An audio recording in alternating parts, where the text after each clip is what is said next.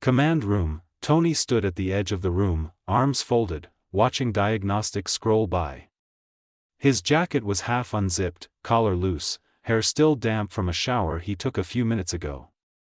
He hadn't left the command deck since the final systems check. Behind him, Howard paced slowly, holding a glass of water in one hand and a tablet in the other. "You're still reviewing that same data set," he said without looking up. "You've already combed through it 6 times. Tony didn't turn around. "Then I'll make it a lucky 7. "You're not going to find a glitch that isn't there," Howard said. "Not unless you plan to invent one before morning. I'd rather do that than miss one that kills us." Howard stepped closer, voice low and even. "You've already built something the world wasn't ready for. You think I don't know the weight that comes with that? Hell, I wore it for half my life." Tony finally looked over. His eyes were sharp, but tired. "Yeah, but you built it and left it behind. I'm flying into a star with 3 people who trust me not to turn them into cosmic dust. Bit of a difference. HAA. Sorry. Just a bit. You know," Howard didn't flinch. "You're doing what I never had the guts to do. I hid behind the excuse of national security and Cold War paranoia. You just said screw it and handed the world a better future." Tony looked away again, toward the ship. There was a soft beep. The comm terminal on the wall lit up. "Incoming call," Hermes announced. "Encrypted. Location, Stark Mansion." Howard blinked. "Maria?" Tony moved to the panel and tapped it. Maria's face appeared on the screen. Her hair was pinned up, and she wore a gray sweater, the background behind her a familiar blend of bookshelves, fireplace, and the old Stark grand piano. "You're both still awake," she said. Tony smiled faintly. "Sleep's a luxury I'll catch after not being incinerated." Howard stepped closer, folding his arms. "You're calling pretty late." Maria's eyes softened a little. "It's not every day my son flies into the heart of the sun. I figured I could get 5 minutes from his busy schedule." Tony leaned back against the wall, arms crossed. "You've got all the minutes you want." There was a pause. Then Maria asked, gently, "Are you scared?" Tony didn't answer right away. He exhaled slowly. "Honestly? Yeah. I've done dangerous. I've done reckless. But this is new.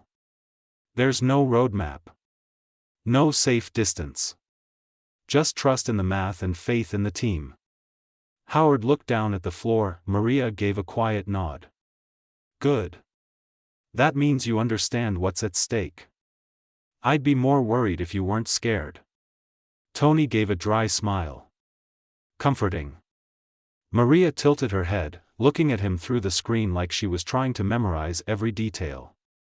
"I want you to promise something," she said. Tony raised an eyebrow. "That depends." "Promise me," she said softly, "if things go sideways, you come back. Whatever it takes. You bring them back too." "I'm not going to, Tony," she cut in, gently but firmly. He stopped, then nodded once.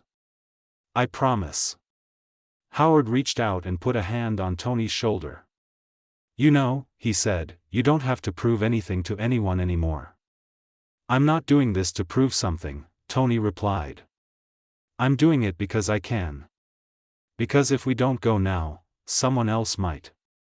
Someone who won't come back. Besides, I get to test myself. My very own limits." There was a pause. Then Maria smiled. "You've always carried the world like it was your job." Tony looked at her, voice softer. "Someone had to." Her eyes lingered on him for a moment longer, then she nodded. "You're going to be fine. Just don't forget who you are up there." "I won't. I'll be waiting," she said. "And I'll make sure there's chilled lemonade when you land." Tony chuckled. "Add some extra ice. I'll probably be solar fried. So, I'll need some ice."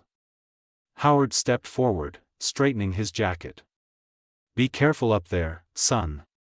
Tony glanced between both of them. I will. Maria gave one last smile. I love you, Tony. His voice caught for half a second before he answered. I love you too, Mom. The screen blinked out, silence hung for a moment. Howard didn't say anything. He just stood beside his son, both of them watching the ship outside. Finally, Tony spoke. 48 hours. Howard nodded. Just enough time to change the course of human history. Again.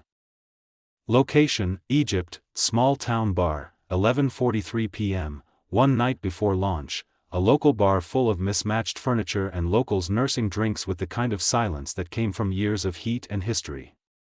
A single ceiling fan spun lazily overhead, not doing much against the warmth.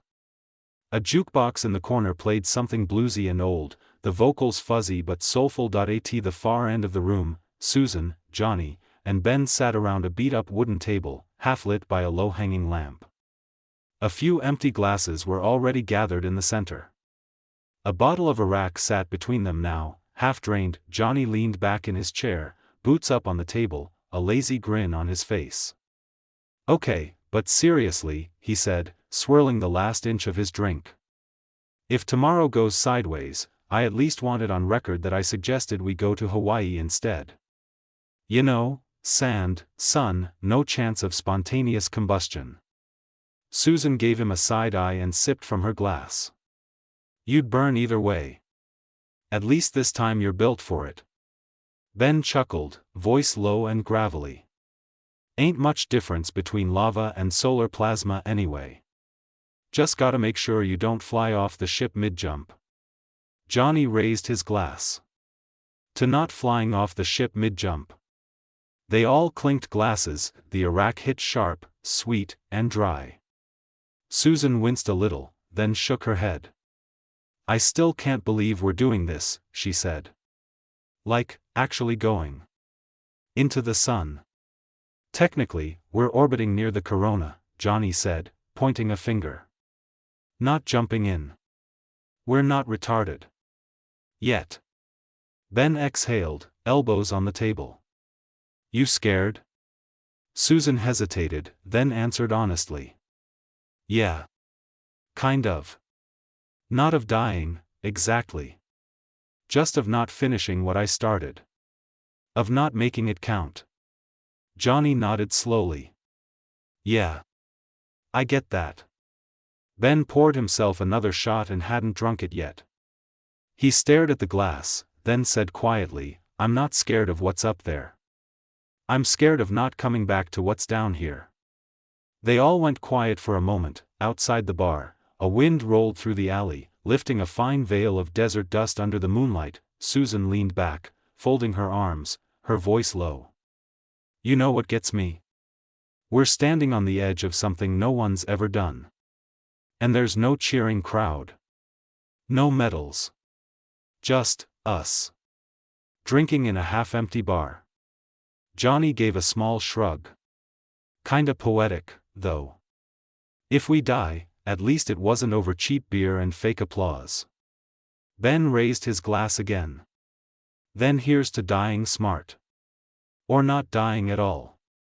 They clinked again, quieter this time. The bar's owner passed by, barely giving them a glance. Locals had already figured out these three weren't from around here, but no one asked questions. Some people just had a look about them. Like they were already halfway gone. Johnny smiled to himself, eyes distant. You know, I always thought I'd go out doing something reckless and cool. I guess this qualifies. Susan looked at him. Just don't do anything extra reckless.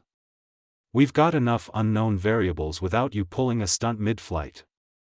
I make no promises. Ben finally downed his drink and let the burn settle. He set his glass down with a little thud, then leaned back in his chair.